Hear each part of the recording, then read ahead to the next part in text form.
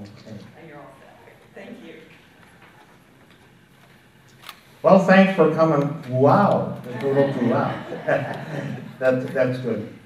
Thanks for coming out on this beautiful day to talk about collecting. I don't know exactly what your expectations are, but we're going to cover an awful lot of things today. And hopefully I'm going to hit a hot button for each one of you. I see about 20-some people here, and I venture to say every single one of you are into a different category. So we hope we can hit on some of these. My mentor here, Dina, I think she saw an article that I wrote for the Bluffton Sun. She came into our shop and asked if I wouldn't do this, and I said I would be happy to. She titled this, "To Collect or Not to Collect?" That is the question. There could be a lot of titles for this little session, and one of them that I think might be appropriate is Tales from a Collector Dealer. I have some tales that I think will pique a lot of interest. Another thing that she also mentioned was bargains are expensive. People would come into our booth when we were doing shows and say, "What do you mean bargains are expensive?" We're going to hit on that. And I have some proofs up here to show just what I mean by that.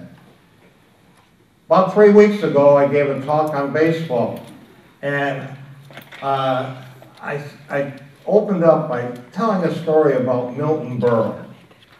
I hired, in my other life, I hired Milton Berle to perform in front of 700 people of our customers, and when I interviewed him, he was 78, and he was old and decrepit and he asked to be helped up on the stage. He got up on the stage, and he turned around on the mic, and he was immediately 39.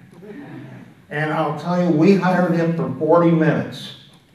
He knew he had the audience, and he went up for an hour and a half, had people actually rolling on the floor.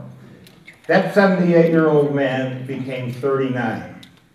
Now, the reason I bring this up is in our 30s, my wife, my new wife, sitting right here in the front, we just got married 61 years ago, but we were getting back to Milton Berle on this.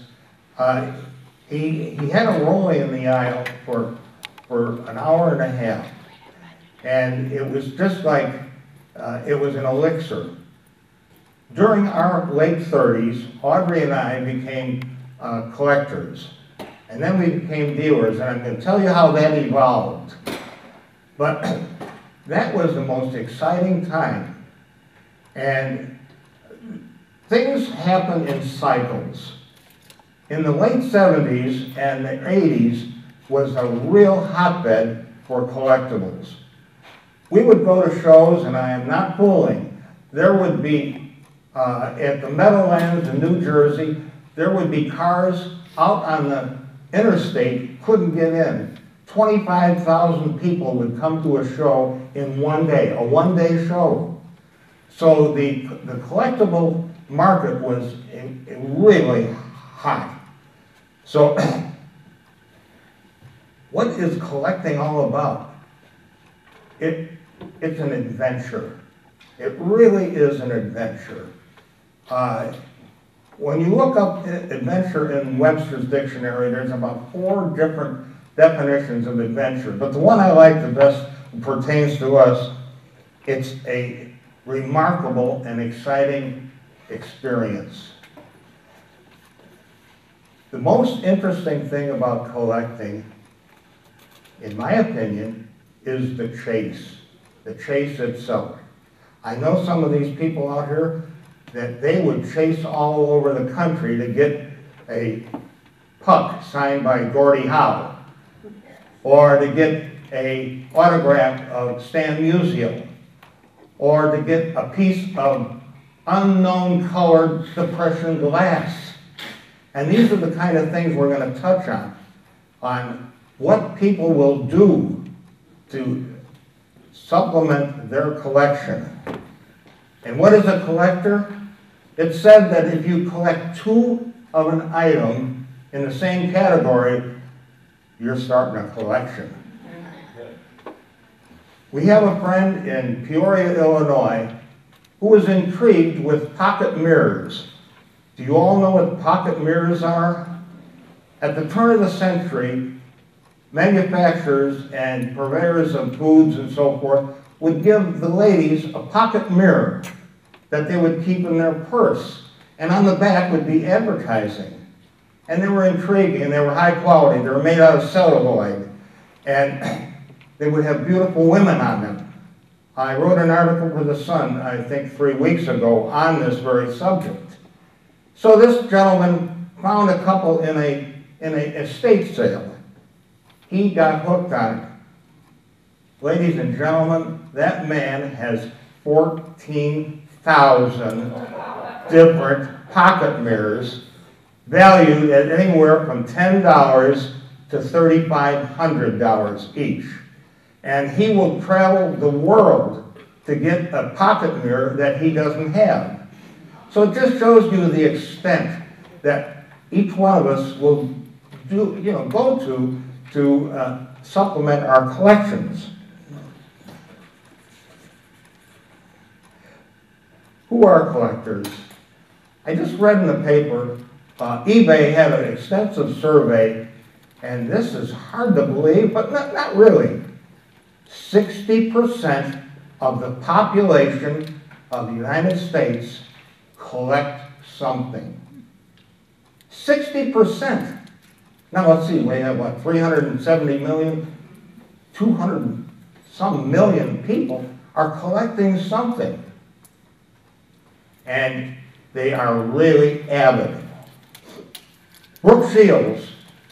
We all know who Brooke Shields is. When she was hot to trot and 18 years old and the biggest thing in the fashion world, her mother, who was pushing her very hard, would invite celebrities to her birthday party. Well, one of these parties came Andy Warhol. So Andy Warhol wanted to make a big impression on Brooks, so he gave her a painting. Today, Brooke Shields has one of the largest collections of fine art.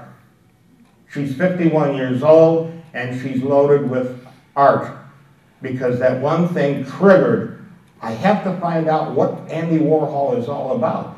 She didn't even know who he was. He wore tennis shoes and he had wild hair, but she learned in a hurry who Andy Warhol was. Vincent Price, we all know about Vincent Price. He had one of the most extensive art collections in the world, and when he passed away, I don't know how many millions it brought. But everybody is into something, and it's very interesting that everybody has something. In one of our booths, Dustin Hoffman came in looking for something that was related to hats. Why?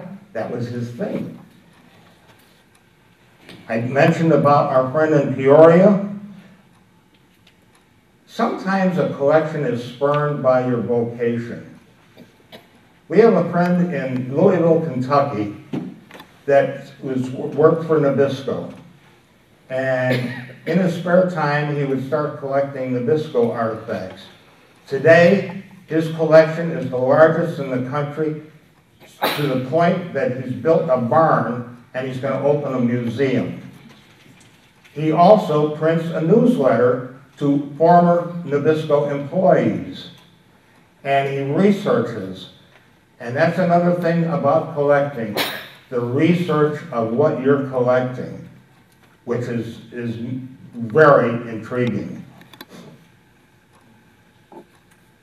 What is a collection? It's an accumulation of products brought together in a central point and to enjoy.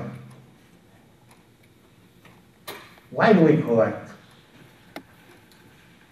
Everybody in here has a different reason, but there's a lot of reasons to collect. Pride of ownership. boy, I found this gym crack, and man, do I love it, and I own it. And we all have said that about something that we just found that we really like. The satisfaction of finding that item, that's another reason. When you find something, you're satisfied. Gosh, I went out on a trip, and I found one or two things to add to my collection. The challenge. You might collect something that's very difficult to find. And so the challenge of finding that, and then when you find it, and that turns us on. The adrenaline flows when you're really an avid collector. The one thing I caution all of us is you collect as an investment. Because the thing you have to be careful about, and we touched on that a little earlier, is cycles. Things can go up and down. And so the best advice that I can give is when you collect because you enjoy it, because you're proud of it. And if you buy good, that investment will come, as I'm going to point out a little later. That investment will come. The decor value. You might collect something to supplement your household furnishings, whether it be art, or whether it be glass, or whether it be silver, or whether it be a calendar, or something to decorate your kitchens with that has a kitchen decor. That's another reason to collect. So we all have reasons to collect. And like I say, the one I caution you the most is to build up a collection as an investment. The investment will come if you have chosen well. And we're going to point that out in a little while. I really want to try to indulge you with some stories that I find very intriguing. And the first story is, why did Audrey and I become a collector, a dealer? We went to Saugatuck, Michigan in 1965, and Audrey is a former school teacher, historian on civics and geography, things that aren't happening now, I guess. But anyway, she had intrigue in old books. We went into an antique shop, and she yelled out, Jerry, come here. I found this magazine that has a picture of the Unita Boy in it. Well, I was working for Nabisco, and the Unita Boy was the symbol of National Biscuit. So we bought this little magazine for $3, took it home, framed it. Voila, there's the beginning of a collection. Anytime we went out, we bought something NBC. That wasn't National Broadcasting, it was National Biscuit Company. So our collection got bigger and bigger and bigger. And then my wife pressed me, she says, you know, we're too focused on National Biscuit. We like old grocery items. Why don't we pick some other companies too? So we expanded. And in the expansion, we had a lot of duplicates. So she said, what are we going to do with these duplicates? I said, you know, there's a show in Flemington, New Jersey. I said, it's going to be the week before 4th of July. Why don't we try it? We know from nothing. We've got all this stuff in boxes. We don't know how to price it or anything. So we set up in Flemington. And while we're setting up, a lady comes in and she sees 3 log cabin syrup tins. We had them priced at $15 each. She snapped them up in a minute. She gave us $45, and we went on our way. So we're now set up, and early in the morning, I see this nice-looking man coming down the aisle, and his eyes jump out. And he says to his wife, Evelyn, come here, look at this. We had a stack of trolley cards. Trolley cards are when, in the early 20s and teens, they were the cards that were on a trolley. You would hang on a strap and you'd look up and you'd see the advertisements. These trolley cards were all stone lithography, and they were all artwork, no photography before 1920. And I had these stacks. The man comes running over and he says, let me see all of them. And he was so excited. He says, make me a deal, I want all of them. So he says to his wife, he says, look at this, this is just what we want. So he writes a check for $232. This is our first show, I remember all these figures. Anyway, $232, so we go home and like on our wedding night, we're counting our money. I said, here's a check from this guy, we don't even know who he is. He said, 232, wonder if it's gonna pass through the bank. So I put his name down, I write his name and his phone number. The next day I pick up the New York Times. There's a picture of this guy. It was Leonard Lauder, Estee Lauder's son. And we were worried about his check. We found out, we became friends of Evelyn and Leonard, and we found out that he collected stone lithography as long as it was artwork. And I don't know if you knew, Leonard Lauder just donated his art collection to the Metropolitan Museum, and it was millions. He was a wonderful guy and very friendly, and you would never know that he was a millionaire. But that got us started.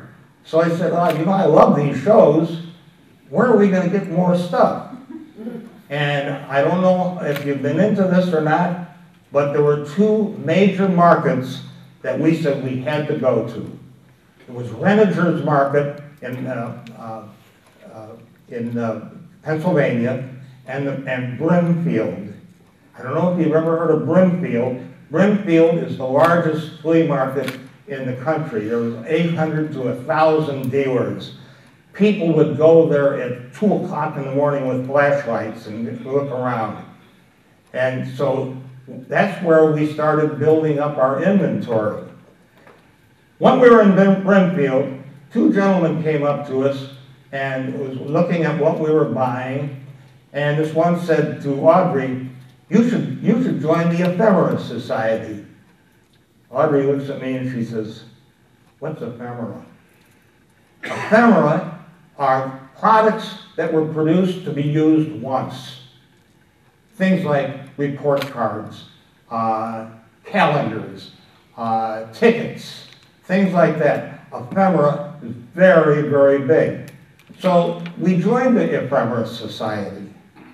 And our first newsletter, at the bottom of one of the newsletters, it had a little notice. It says, Library of Congress to auction off 1929 and 30 labels. That intrigued us so greatly that we called up, there was a phone number we called. They said, yes, there's going to be sealed bidding on all of the 1929 and 1930 labels, because we're going to do away with them. We're going to microfiche them all, and we're trying to get rid of all these things. And we're going to test the public. So we didn't know about it. We thought about it. So we decided to take a train down to Washington, D.C., and this was also very exciting. Now you're getting a theme here. Excitement, adventure. And this was an adventure. We went to the Library of Congress, and we go in and we meet this stumpy-looking guy, and he says, you're Mr. Glenn? I said, yes. Well, we'll take you down into the archives. So they took us down in the archives. Audrey brought one of her girlfriends with her. And my goodness, there was row after thousands and thousands of boxes. And he said, what is this all going to be about? So he takes us to this little area for 1929 and 30. And he says, you can look at one box. So he pulls it out and puts it on a table. And he says, I'll leave you alone here. Well, I looked in this box and I said, we got to get this. We have to get this. So make a long story short, on the way home, we placed a bid of $2,300 for the lot. And we didn't know how many boxes there were, but we knew there were more than 30 of these carrying boxes with file folders filled with labels. And each one of them had a spindle hole in them. But the fact that they were one of a kind and rare, that didn't bother us. So anyway, on the way home, I said to Audrey, we got to get this. So I called them up and I said, I want to increase my bid. So I bid up to $2,700 and I forgot about it. A month later, Audrey gets a call. She said, we won the thing. So what happens? A trailer pulls up to our house. We couldn't even get it in the garage. Of about 90 of these boxes filled. I am not kidding you, folks. I didn't go to bed for 2 nights. It was unbelievable. And so here we get adventure, excitement, all part of this. The great part of this story was the guy that bid against me, he was the biggest label collector in America. His name was Jay Last out of San Diego. He came to our first show and he spent $3,000 for just a few things. So, like I say, that's the excitement of collecting. You don't know what you're going to get into. Another thing, quickly, we heard that Mayflower Storage was going to auction off an estate. And I went there and previewed it, and in the bottom there was a box of political buttons and postcards. Well, I really like the political buttons, and so when we did a show that weekend, we saw one of our mentors, and she said, what did the postcards look like? And I told her, she said, Jerry, you got to get those. I said, why? They're the rarest postcards known. And I said, well, tell me about them. They were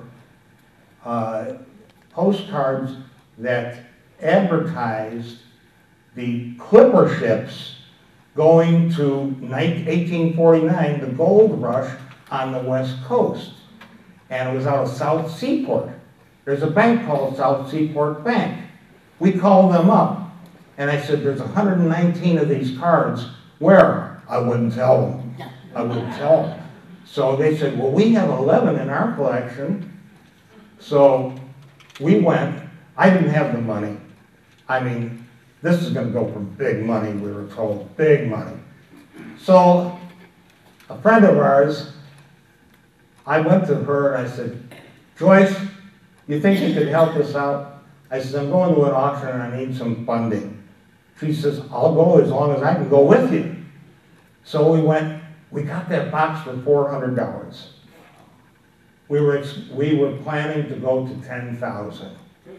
We got it for $400. And a guy came up to us and said, you'll never get that money out of those political buttons. I could care less about the political buttons. It was the clipper ship cards. Well, I can't tell you how much that put us in business. So that's another exciting thing. Now through all of this, they wrote an article on us in the local Morristown paper, and a author by the name of William Ketchum, who is a well-known antiques author, decided that he wants to find out about what we're doing. Well, he called up Audrey, and he says, I'd like to do an article on you.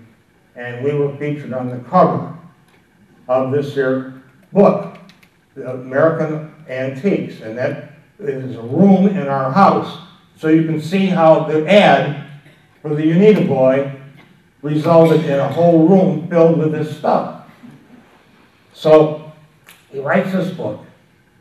The curator of the Biltmore House saw this book, called up Audrey one day, and she says, are you willing to take on a project?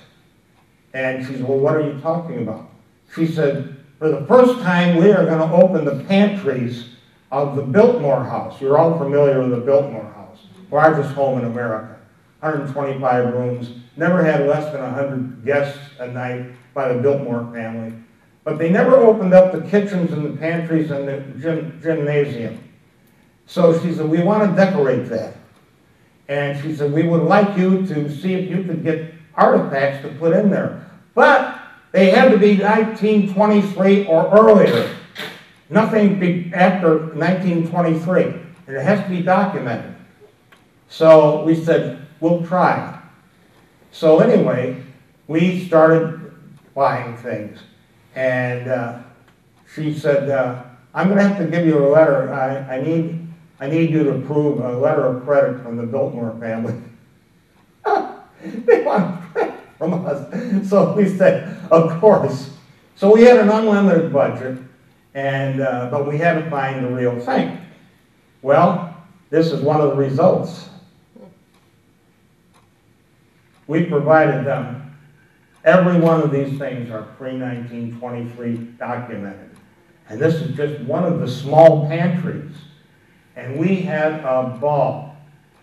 One disappointment we had, and we overcame that, was they wanted things for the laundry room.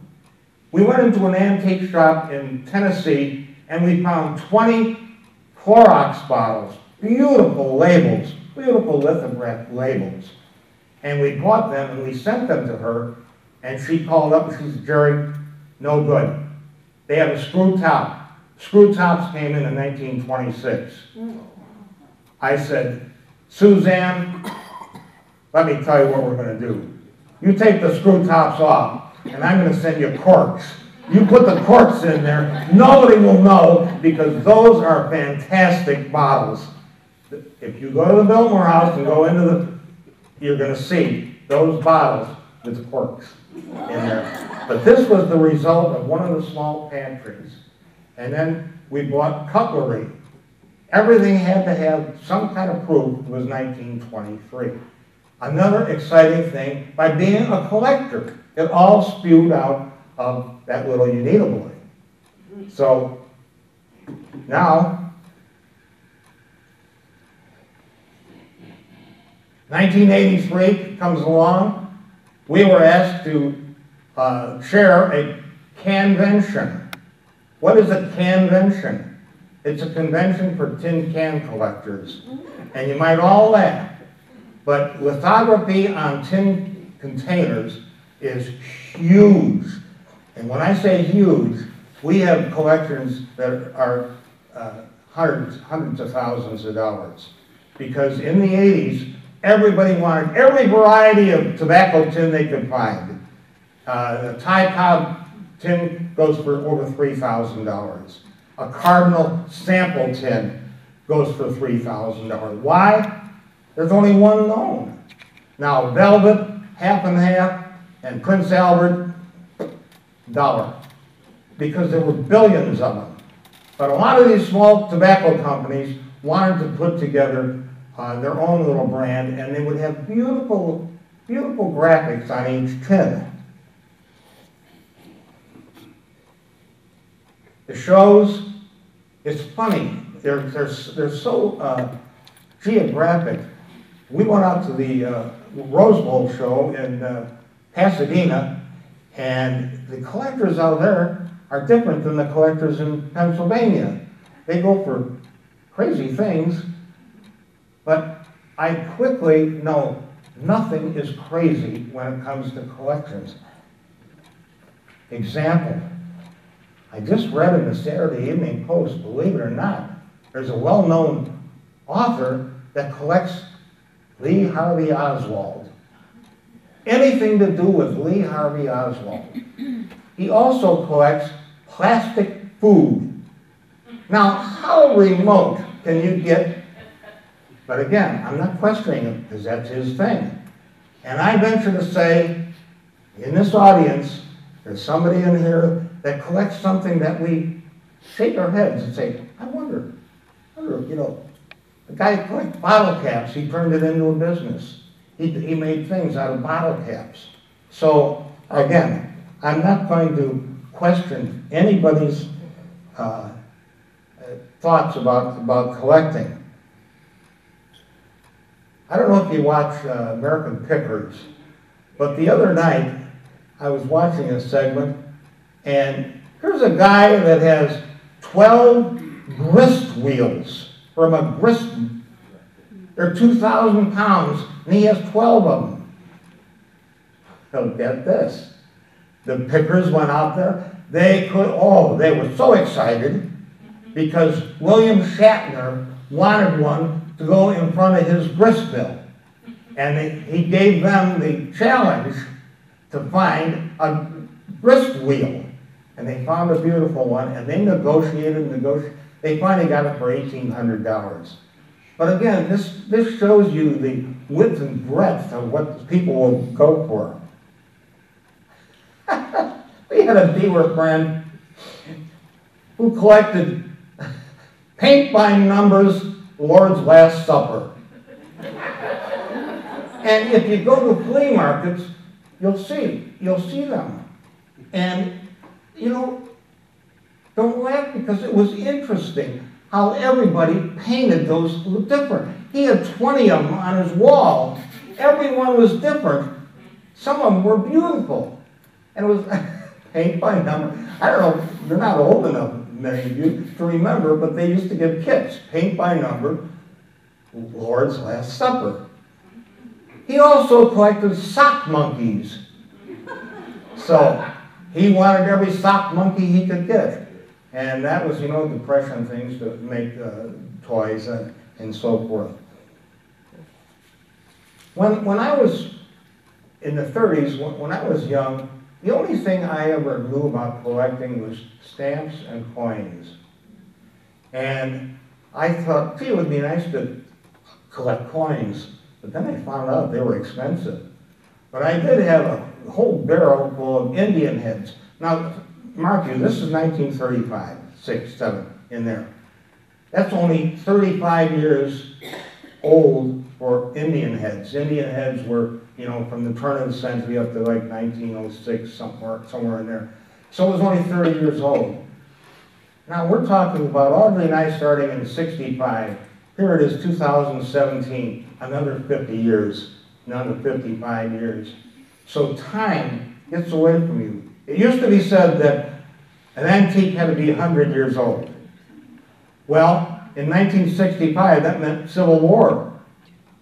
Today, believe me, anything pre-1950, people are saying, wow, that's an antique. Why? Because it's 67 years old. Now, I sort of use 85, and folks, you're looking at an antique right now. I'm 85. So, time has a way of changing our wants and our needs.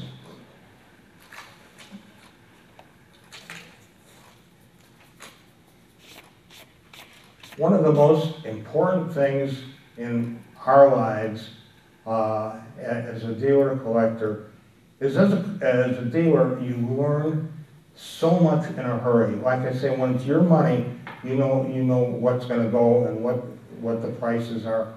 But we met so many people that we still, from 1970, we still have good friends in the business, and interesting people. Goodness gracious. There was a couple, at that time they were gay, they still are gay of course, but they were gay, and that was sort of touchy. And this was in 1980. He was a songwriter. He wrote for Connie Francis, Lipstick on Her Collar. For Audrey's birthday, he called up, he composed a song and sang it to her because we got something for him that he just loved. They were the sweetest people. We met them, we're still. His name is George Goring. We've had some interesting people. The people that were the sex doctors for Red Book magazine. They collected the same type of thing that we did. We didn't know about them until we read it in the magazine. I said, look who wrote this. And they were very good, and we still know them. It's the networking by being a dealer is really important. I'll give you one more experience that was probably the most exhilarating experience in our days. I had a promotion agency in New York that was working with me with Nabisco, and he called up one day, he says, Jerry, I want you and Audrey to go to the Metropolitan Museum Wednesday morning at 11 o'clock. And he says, please try to be there. I have something special. So I said, we'll be there. So 11 o'clock we go there and we look, and we were invited, special invitees. There were only about 50, and we were 3 of them, invited to the preview of the King Tut exhibit. The first time the King Tut artifacts were outside of Egypt in America.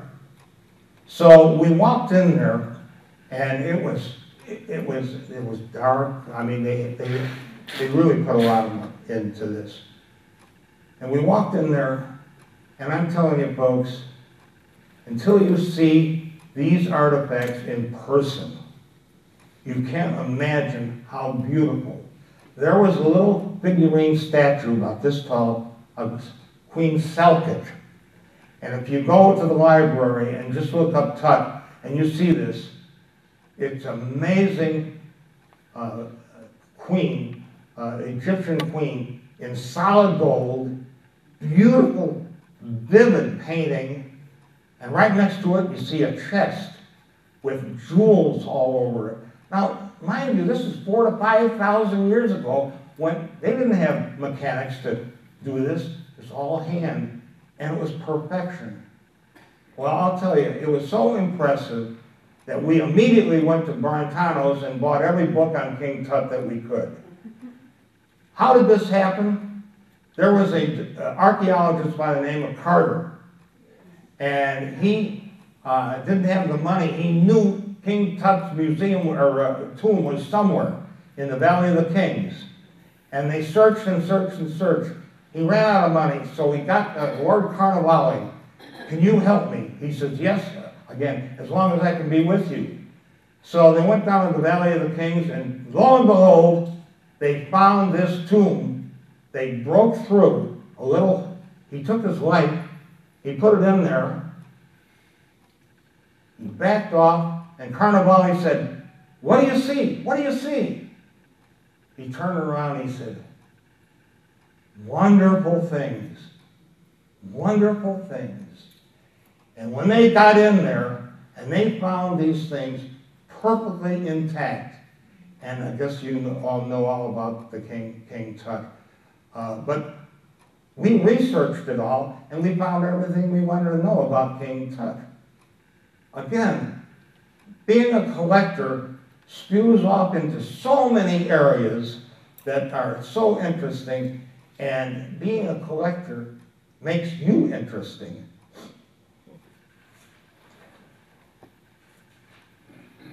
Now we want to talk about categories.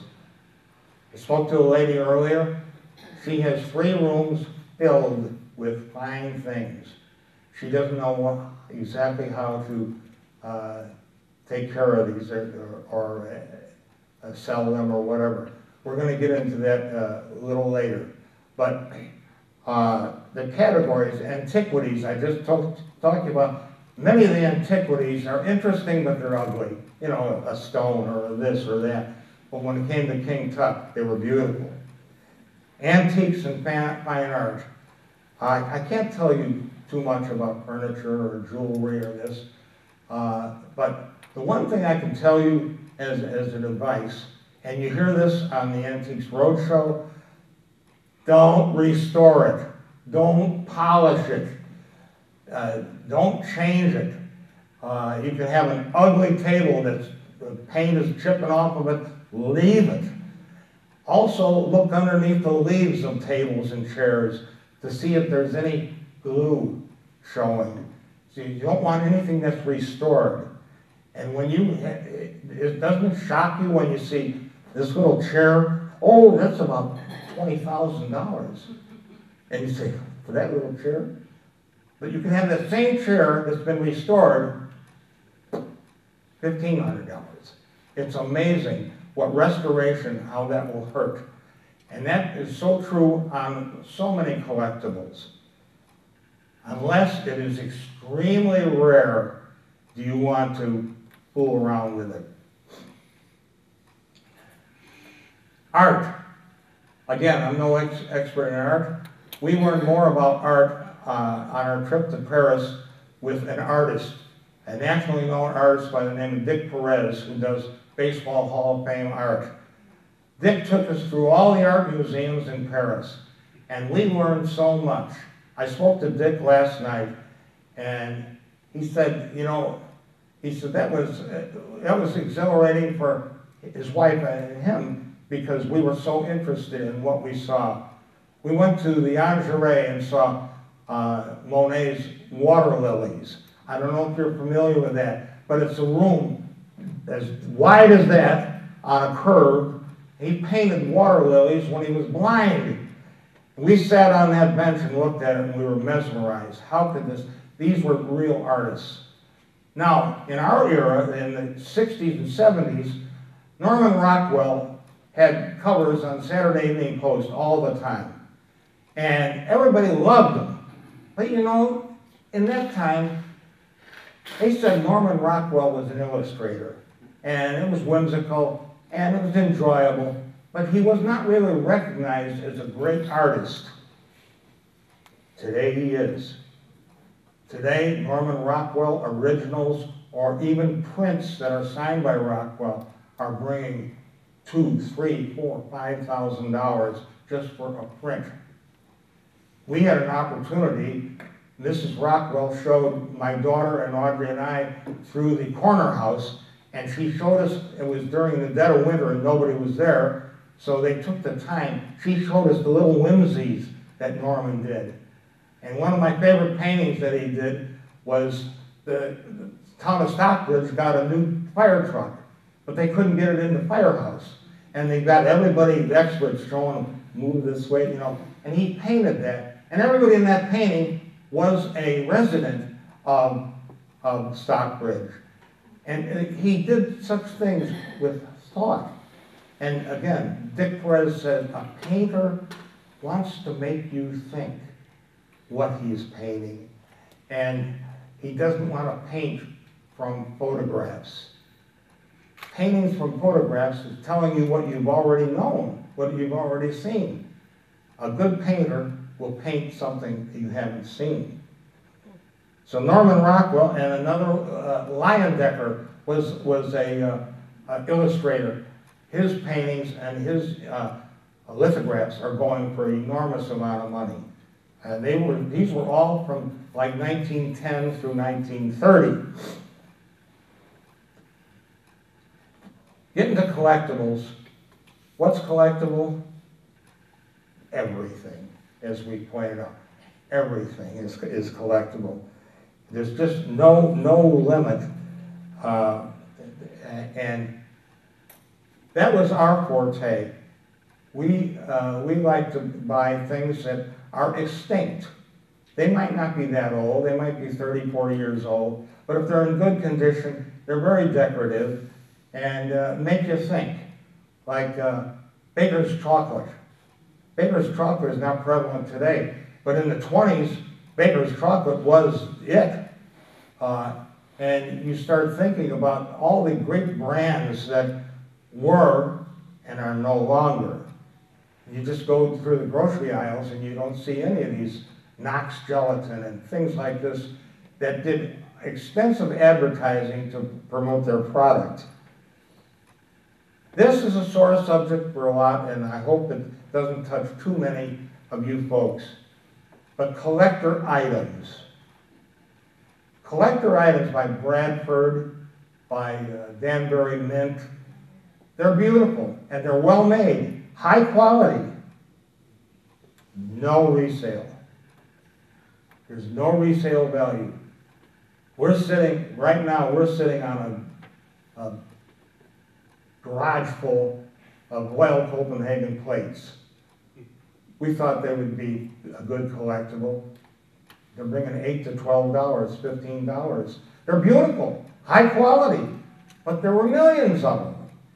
When you see an ad in the Saturday Evening Post or some of these periodicals that say collector item, you know, investment, even coins, the coins that are proof sets, Take them to A&E and see what he'll give you for them. He'll give you half of what you paid, and he doesn't even want them. So beware, but buy them if you like them. I just saw a statue of the Wizard of Oz, about this tall. It was magnificent, $249. It's like a used car. If you buy it, I guarantee you won't get $100 for it. So just beware. Buy them if you like them and if they're pretty to you and you can enjoy them. Buy them. But don't buy them as an investment. Reproductions, again, beware. Beware of reproductions, because today the technology, the reproductions are unbelievable. You can go into an antique shop and see a cast iron toy. And that cast iron toy, you sure it's real. 9 times out of 10, it is not. Good cast iron toys are worth a lot of money. Reproductions are worth what you pay for them. And there are some excellent ones. Now there's something new that has come on the market about 7 years ago, and you may be familiar with it, but the word giclée. Giclée in French is to spray. The inks are sprayed on extreme high quality paper. They will never fade in 100 years. It's the closest thing to the original that you can get. Giclées are bringing big money because they are reproducing fine art, and they're beautiful. When you look at a raw giclée, you can almost feel the paint. It's that good. There's no dots. It's a spraying of ink. It takes about 40 minutes to print a good giclée. Giclées are bringing big money.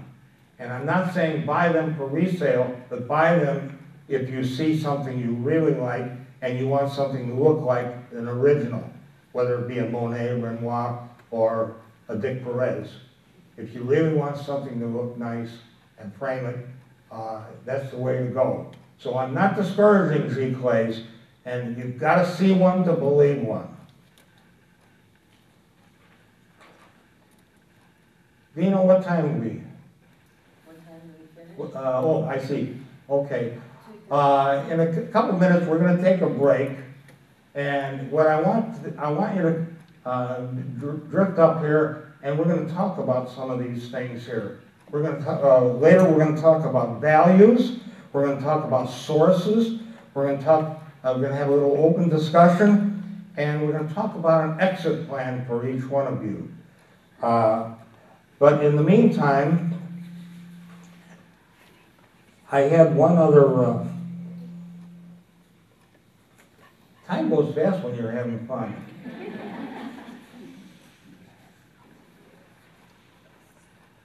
Now, I want to get back to the convention. We had a convention in a brand new Hilton Hotel in Parsippany, New Jersey. 350 people came. And what Audrey and I arranged for was we had some experts come in there and talk about tin lithography and about antiques in general and collectibles. And it was a huge success. But what happened is these 350 people decorated their rooms, their guest rooms, in all their stuff, and they had to buy-sell in their rooms. And so it was really wild. And we estimated that $420,000, as we asked for a feedback, $420,000 in 1983 changed hands that weekend. So anyway, when we talk about an exit plan, we have a way, this is not a commercial, but we have a little shop on the promenade called Reminisce, my daughter and I. And we are helping people sell their collections. There's 2 people in the room today that have come to me for help, and I think, I know one of them is very happy, and the other one is going to be happy tomorrow night because an auction is closing that we helped him arrange for, And his products are in this auction. And one of the gentlemen, I have to tell you about, at the shop, when kids come in, we ask them, you know, you collect cards? Yeah. But a lot of the youngsters, they want to do papers for their teacher, reports. And more than half want to do a report on Jackie Robinson.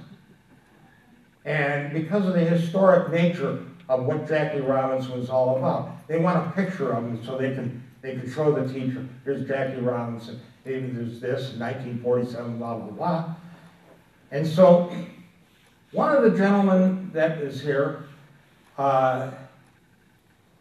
was a collector of baseball cards. And he was from Brooklyn. And he entered a contest. Anybody here familiar with the Brooklyn Dodgers?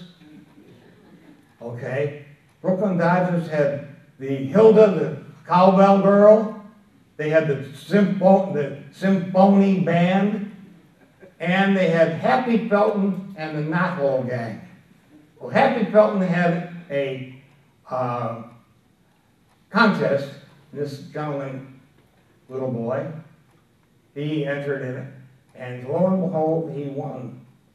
And he got invited to Ebbets Field, and ladies and gentlemen, this is Milton Berle walking across.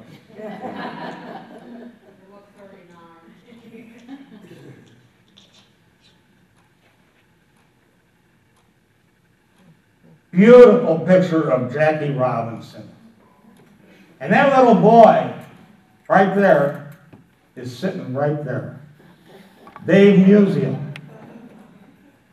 And if this wasn't the highlight of his life, and it probably spurned him into being a collector. And anyway, here's the invite. Now, is this something to collect? This is beautiful. This is beautiful. Now, Dave Musial, in his own right, is an artist. Why? Chip off the old block. Dave Musial's father was Joe Musial, the cartoonist for the Cats and Jammer Kids. And there's Dave. Dave has art all around the area in some of the shops. He does whimsical things. And Dave, good to see you. Thank you for coming. Yeah. Another collector here was into, you talk about focusing? This man is so focused. Today he's wearing a Red Wings shirt. It's Dave Kauser. He saved and collected everything to do with Gordie Howe and the Red Wings. He had probably the largest, and still has some, Gordie Howe collection around. And Dave is a local fella. And Dave has been coming in our shop for quite a few years. So good to see you, Dave. And I'm certain that with all the work that we did together, that you were happy with the results. Yeah, very, see? So if you know the right people, you can help people. And that's what we do here at Reminisce.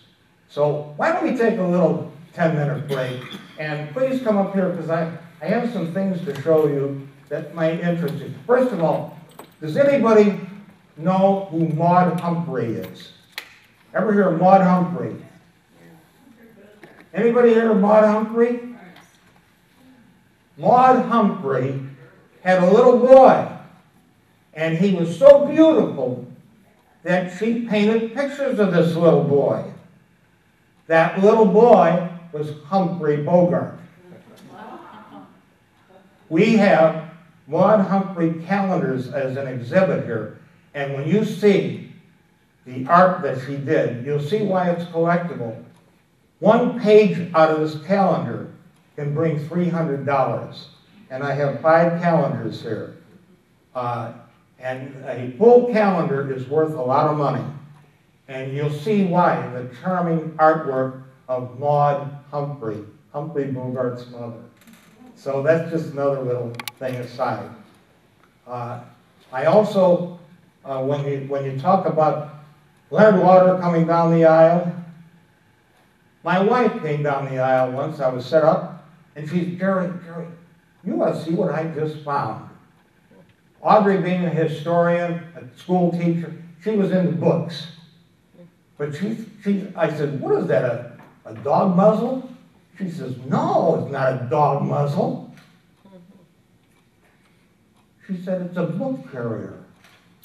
This is turn of the century book carrier that the kids would strap their books. It's a book strap. And she was so excited. Now, this is a little thing. And she got so excited, I couldn't believe it. She said, I have to have it. I said, how much is it? She said, not much. I said, well, get it. So this is part of her collection. She's into good old books. So at home, we have this on display with the books. Another thing where she got so excited, and I want you to see this, there are 3 pieces of desk accessories here. All alike, all found different years, different shows, different places. But they're matching.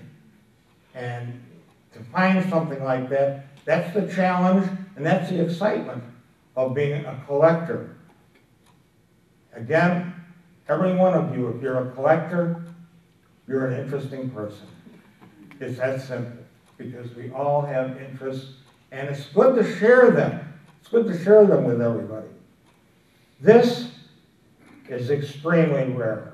This is an inkwell from pre-1900. It's Delft inkwell, beautifully made. And Audrey found this in a show, in a shop, and negotiated the price on that, and that's one of our pivotal pieces. We don't have a big collection anymore because we have an exit plan. We'll talk about that later. So come on up and just take a good stretch.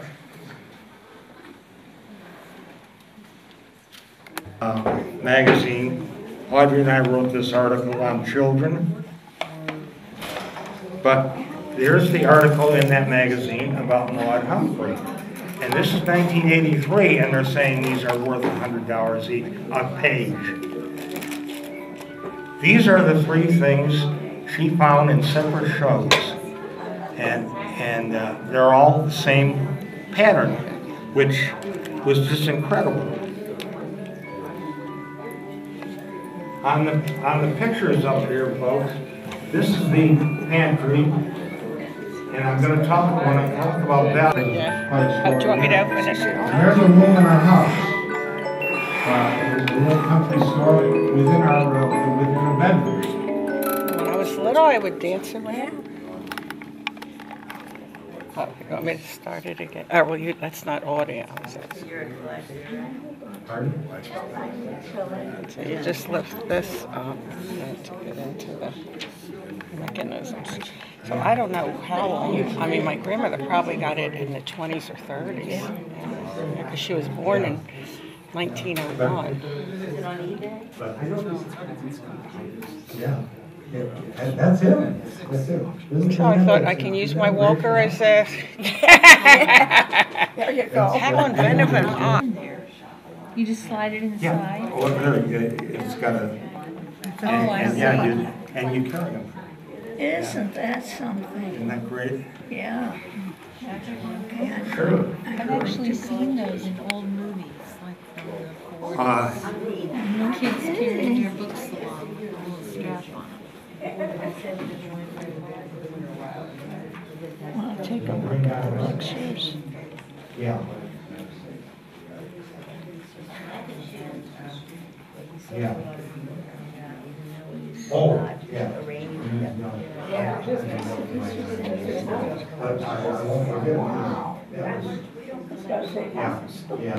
here's some more of that more Humphrey. Yeah, the magazine has these pictures in there. It tells all about Maud Humphrey. Yes. Oh, well, here's the story. I'll tell you what. This is a 7. This is a 6. And this is a 3.5. Okay? Now, it's like grading coins. Yeah. It's like grading coins. Like that. And now, this is a 3.5. Now, what are the points? Well, they graded on a score of 10. When they graded on a score of 10, this is a 7. There is no such thing as a 10. And I want to tell you why this is so valuable. It's not, well, you weren't. She was saying her first husband had Mickey Mouse. Yeah. Not everybody is a school teacher would know what that I was a school teacher, I have no idea what that was. Well, I started out as a French teacher. French, And I was a reading specialist, and then I went into It's a administration. limited edition print that. That was a buzzer to hold the kids down, I'm right? not a golfer, he's gone. I don't show any interest. And Do you the ever other hear thing I have about is John nothing I Pike? bought for him also. It's a Lucky Yes, Strike. he's very much like Norman Rockwell. And I had bought it, oh, that's good, because I think, I bought it years and years ago, because he used to smoke Lucky Strikes, and I never Well, knew. everybody did. Well, but I never knew the story about the Army Green, you know, went to war, so that's why they switched to a white background. But, Did you see the pantry in there? yeah, that's great, I've been up there. Oh, okay. Yes. We're the only ones that made in their program. This is very Well, I'll find this printed then and let you look at it, because it's nothing that I really want to keep. There's nobody else, you know. okay. Where are you in the I will program? bring it in and let you look at it. I mean, I know it was a good piece of art. Oh, they spoke. They have to be signed.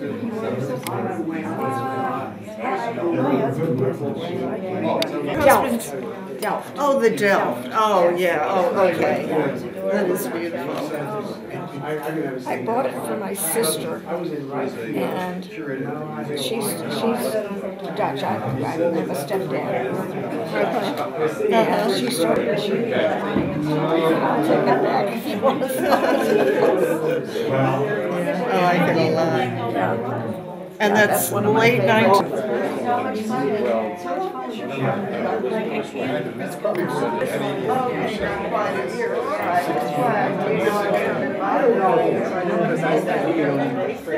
My grandson doesn't know. I was talking to a guy in We had a lot of fun. It was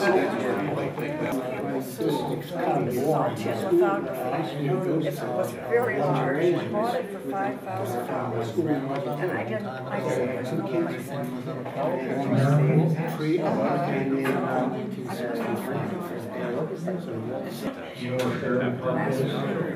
You know where the big old house is? Next door is the Oh, wow. And it was just huge. Very, very Yeah. But it's very sick.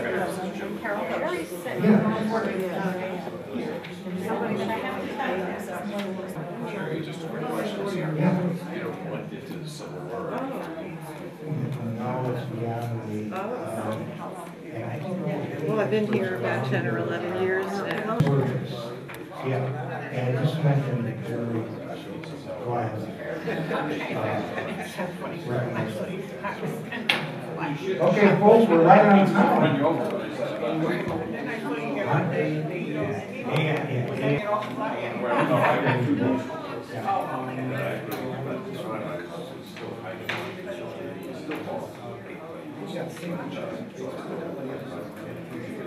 Yeah.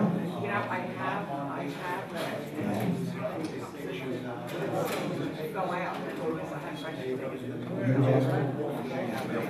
Bring them in. You know my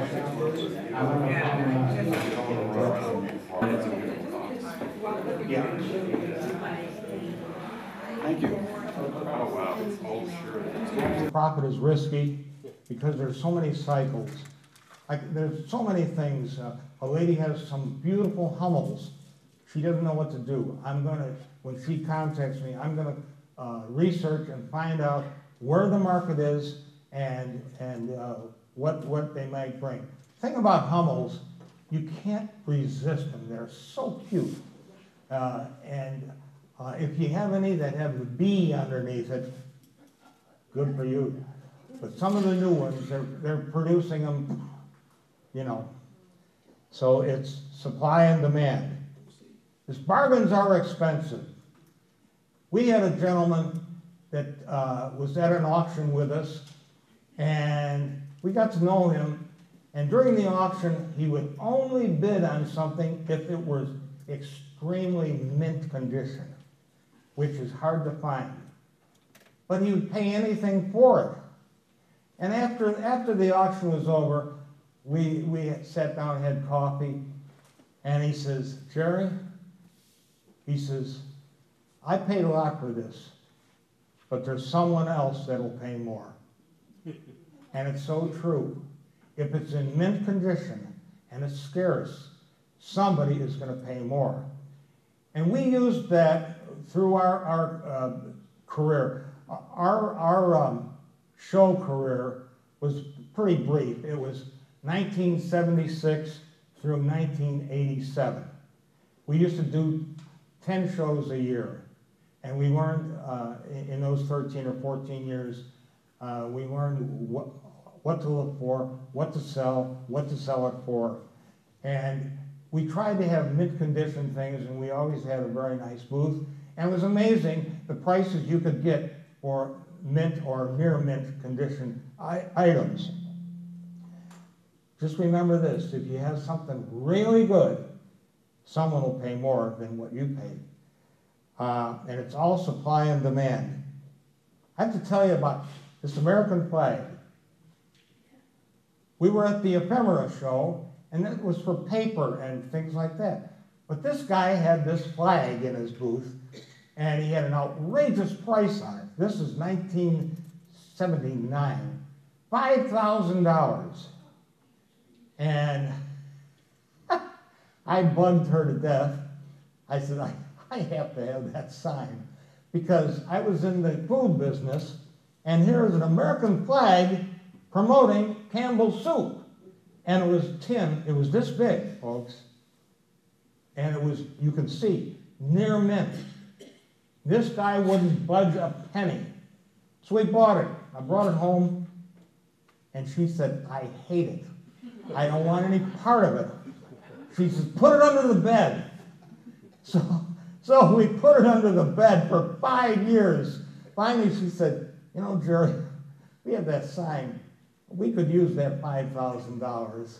Why don't you go out and sell it? I sold it for a modest profit. 1999, it came on the market. It brought $93,000. Why? Why? That sign was withdrawn from the public because it was using the American flag to sell product. And there's only 3 known.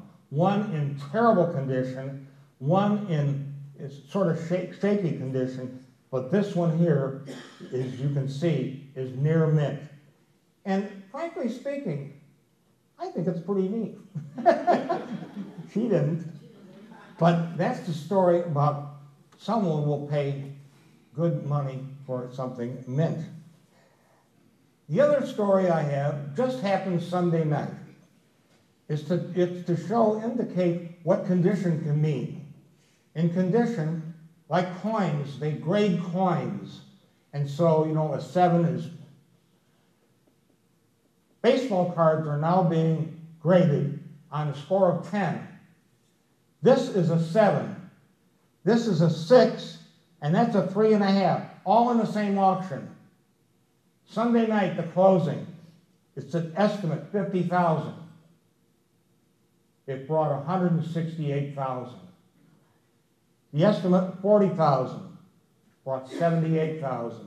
Now we go all the way down to 3.5, which is half of this. It still brought $36,000 for a little piece of cardboard. Why?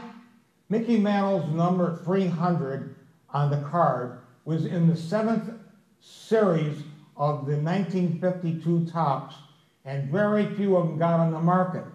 and they got stuck with them. So Cy Berger, the owner of Tops, decided to dump the rest of them in the ocean. So there are very few of these that exist. They're called 1952 Tops High Numbers. And there's very few of them. And the ones that existed, and mint, I mean, this is beautiful. You can't, why is it a 7? It should be a 10. But there's something on there when they examine it. Maybe it was gum stain on the back. I don't know. But again, that is a vivid example of condition. Sources, there's so many sources for your collections. And if you buy from them, they have to buy to sell. So these are areas where you might have an opportunity to sell some of your wares. But there's shops. Please know the owner and have confidence, because when it comes to money and antiques, there's some that are really great and there's some that are a little shady. So know the owner. Shows are a great place and they're exciting. Auctions. I recommend live auctions, but now what's come in is eBay and online. It's not as exciting. When you go to a live auction, I'm not kidding you, your knees get weak. The adrenaline flows. You can't wait because there's something in there you want. Now that picture there, that plaid picture, God, I collect plaid. I want that plaid. Well, and I'm willing to pay $150 for it. So it comes up. Here's a plaid picture. Do I hear 100? And you say, I'm going to get it for 150. Comes to 150 and somebody, 200. Oh, your knees go. You say, I wanted that for, but you're hell-bent to get it. So you bid 225. So the excitement of a live auction, there's nothing like it. I don't know how many folks have been to a live auction. It's really good. It's anticlimactic online, but it's good. There's 2 guys in here that the night before the auction closes, they're anxious to see what their products are going to bring. I venture to say, Mr. Musial has some things in an auction that's closing tomorrow night, and I venture to say the last minute they're called snipers. They will, at the minute to go and the auction's over, they'll snipe in there and they'll give another bid. I think whatever he has today, I think it's going to go 30% higher tomorrow night. I think you're going to get 30% more. Mark my word. I've been in this for a while, yes? Wasn't there a live auction, estate sales over in Hardyville at that estate sale or antique place called This Damn Auction House, and then they changed their name, but it was several years ago. Do you know anything about that? Where was that? Out here In Hardyville. Yeah, Yankee. It was called Yankee. I know, I bought a lot of things from them. And it was a lot of fun, wasn't it? Yeah. So you get eBay, caution. Caution on eBay. Make sure you have recourse. If you buy, I'm not discouraging you from buying on eBay, but have recourse. Because many times what you buy is not what you bought or bid on. Publications, the Antique Trader and magazines like that, you still can find some things and leads. Word of mouth, networking, we've talked about that. And something really a lot of fun, and you never know what you're going to find, and you hear this on the Antique Roadshow and everything, street fairs and flea markets. You know, people are divesting of their collection, and they'll bring, believe it or not, I went to Renninger's at 2 o'clock in the morning so I could be first there, and it was freezing. I brought my little dog with, and I'll tell you what, I hugged that little dog to stay warm. But at 3 o'clock, they're all set up already, and I'm going around with my little dog and a flashlight, and believe it or not, I found a treasure at Renninger's. I was not alone. People, they want to be first. You know, the early bird gets the worm, and boy, I was an early bird that morning. But so flea markets are a lot of fun. Reproductions, as I told you, there's awfully good ones. and I define G clays.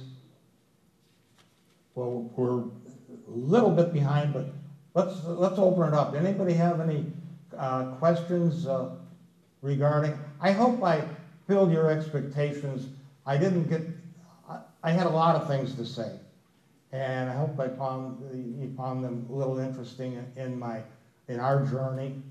But here it is, 2:30, and they told me I had to be out of here at 2:30, so we only have a few minutes. Any questions or any comments? If not, I know you're anxious to hear about an exit plan. One of the largest collectors in America on Coca-Cola, and Coca-Cola is a huge collectible. His name was Peter Sidlow. And when we visited his home, he said, "Jerry, what's your exit plan?" And I looked at him, "What do you mean?" "Well, you're not getting any younger. What are you going to do with your collection?" He said, "I'll tell you what I'm going to do with my collection." And he did. And it was good advice.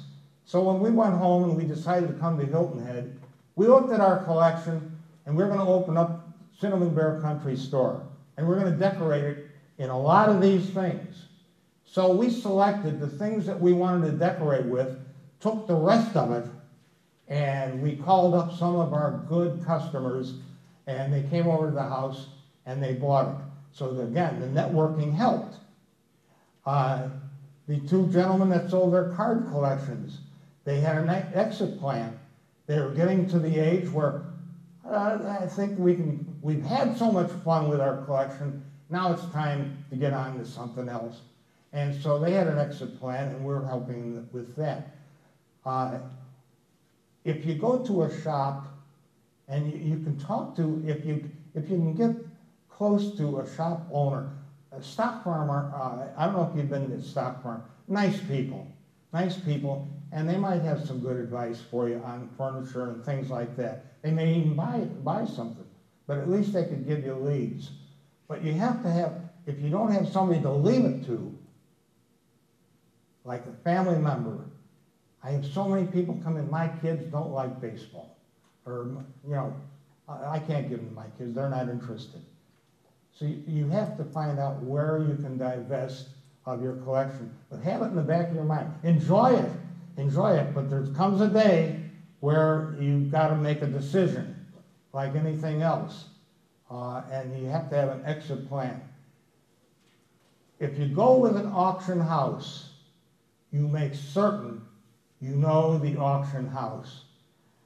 I hate to say it, my mentor 40 years ago told me in this antique business, 75% of the people are shaky. 25%, so find those 25% to deal with. People that you can trust, people you can call, people that you can look in the eye and you know that they're real. Those are the auction houses you want to go with. I deal with 3 auction houses. Why? I know the owners. I've been with them, and I have 100% trust. There was one I didn't trust out of the Midwest. Folks, that gentleman's in prison. There were dealers on the West Coast. It was called Operation Bullpen by the FBI. Mother, son, and 2 sons and a mother, they're in prison. So you've got to know who you're dealing with in the antiques. There's a lot of takers, very few givers. So beware when you're divesting, make sure you're comfortable with who you're going to deal with. And it's 2:29. And since you didn't have any questions, feel free at any time to call me up at the shop. I'd be glad to talk with you. But enjoy the adventure. Thanks.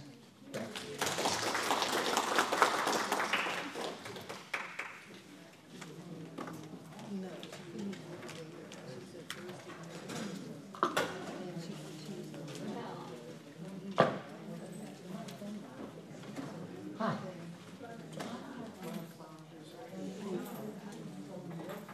2. Okay, so they would be like 330s.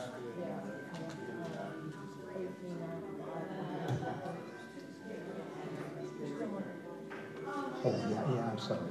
Yeah.